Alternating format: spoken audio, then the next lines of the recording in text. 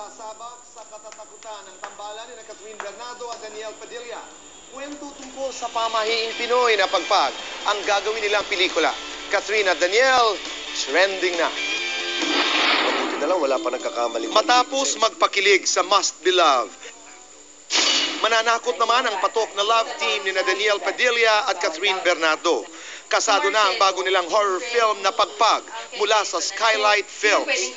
Isa rin ito sa mga posibleng mapasama sa Metro Manila Film Festival ngayong taon. Masaya, syempre naman. And, yan, horror naman, di ba, for a change. So, ibang genre ulit. So, exciting.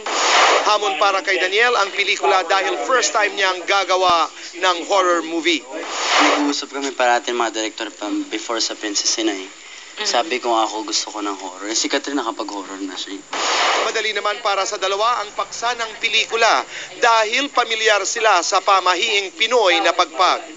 Actually, ginagawa, pag uma-attend, pag pumupunta ka sa week or ganyan, parati kami nagpapagpag bago ka umuwi. Bago ka naman pumasok, basta magpagpag ka sa labas, okay na yun. Direktor ni Catherine at Daniel sa pagpag si Frasco Mortiz. Kabilang din sa makakasama nila sa pelikula sina Paulo Avellino, Nikki Hill at Dominic Roque.